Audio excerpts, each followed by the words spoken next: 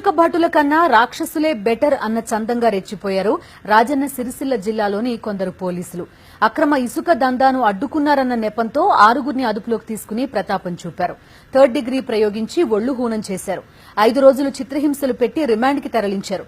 నిందితుల పరిస్థితి చూసి జైలర్ కూడా వారిని ఖైదులోకి పంపించడానికి నిరాకరించడంతో ఈ ఘటన వెలుగు చూసింది.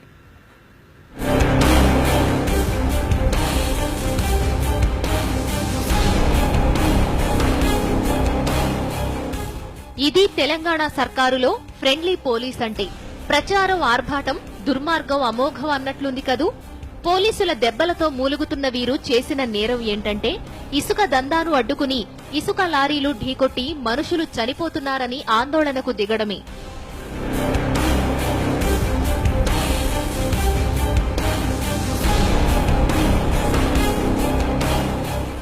ఈ నెల 2న రాజన్న సిరిసిల్ల జిల్లా తంగళ్లపల్లి మండలం జిల్లెళ్ల వద్ద ఇసుక లారీ ఢీకొని నేరెళ్లకు చెందిన రైతు భూమయ్య మృతి చెందారు.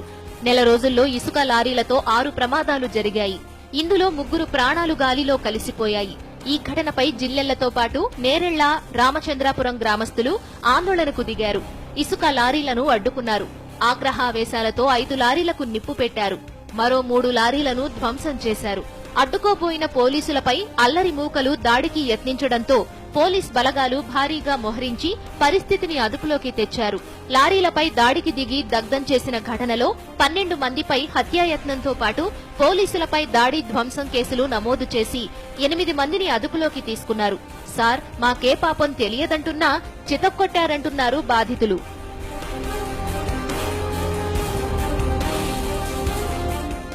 తలబియంగానే ఇక గల్లా అందుకున్నారు. జీబులో కూర్చున్న వ్యక్తి సార్ జీబులో ఎటు తీసుకుపోతారు సార్, మేము ఏం తప్పు చేసినాం సార్ అని అన్న సార్. ఎందుకురా నీకు ఎందుకు భయపడుతున్నారు, మేము ఏమన్నాంరా నిన్ను అని తీసుకెళ్పారు సార్. పొద్దున 7 దాకా కుట్టిరు సార్, 7 దాకా కుట్టిరు. మళ్ళీ తెల్లారొచ్చి ఎస్పీ గారు కుట్టిరు. ఒక 4 రోజులు అట్లా తీవ్రంగా కుట్టిరు సార్. మేము కాలు మొక్కినాం సార్, మేము బాంచాం సార్, మీ కాలు మొక్కుతాం సార్, మేము ఏం తప్పు చేయలేం సార్. మీకు రామ్ సార్ రోడ్ మీకు రామన్నా గానీ విపరీతంగా కుట్టిరు సార్. మా చిన్న బిడ్డ ఏడుస్తుంటే దాని ఎప్పుడు వస్తున్న పానం పోతుంది సార్. మేమేం చేయలేదు సార్, మమ్మల్ని ఎక్కడి నుంచి రిలీజ్ చేయండి సార్. అంతే కేసు పెట్టింది సార్, మాకు బెయిల్ ఇయ్యడానికి కూడా అంటున్నాడు సార్. మాకు ప్రయత్నం చేయండి సార్, కాలు మొక్కమంటే. 3rd డిగ్రీ ప్రయోగించి 6గురి ఒళ్లు హోనం చేశారు. పోలీసుల ప్రతాపానికి నడవలేని స్థితికి వెళ్లిన బాధితులకు మెడిసిన్ తో పాటు మత్తుమందు ఇచ్చి కోర్టులో హాజరుపరచడంతో 14 రోజుల పాటు రిమాండ్ విధించారు. రిమాండ్లో ఉన్న వారిని కరీంనగర్ జైలుకు తరలించగా వారి గాయాలు, నడవలేని స్థితి చూసిన జైలర్ జైల్లోకి అనుమతించలేదు. దీంతో పోలీసుల అరాచకం వెలుగు చూసింది. లారీల దగ్ధం, ధ్వంసంలో తాము లేనప్పటికీ ఆ నేరం ఒప్పుకొమ్మని ఎస్పీతో పాటు పోలీసులు ఒళ్లు కుళ్లపొడిచారని, కరెంటు షాకులతో చిత్రహింసలకు గురిచేశారని ఆవేదన వ్యక్తం చేస్తున్నారు. ఆడోళ్ళైతే వ్యభిచారం కేసులు, మొగోళ్ళైతే డ్రగ్స్ కేసులు పెడితే ఎవరు చెప్పినా, మీకు ఎవరు అడ్డం వచ్చినా మీరు ఒక రోడ్డు ఎక్కద్దు, ఈ లారీలు ఇవ్వలే అనుకుంటున్నావురా, ఈ లారీ ఒక్క లారీ ఆపిన సంపెత్తం. అవి గవర్నమెంట్ అన్నాడు అంతే.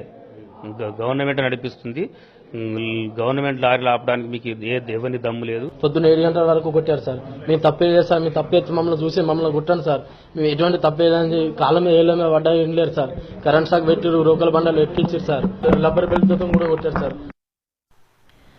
పోలీసుల దెబ్బలకు గాయపడిన వారు కరీంనగర్ ప్రభుత్వాసుపత్రిలో చికిత్స పొందుతున్నారు. పోలీసుల తీరుపై బాధితుల కుటుంబ సభ్యులు డీజీపీకి ఫిర్యాదు చేశారు. 3rd డిగ్రీ ప్రయోగించిన పోలీసులపై చర్యలు తీసుకునే వరకు పోరాడతామని హెచ్చరించారు.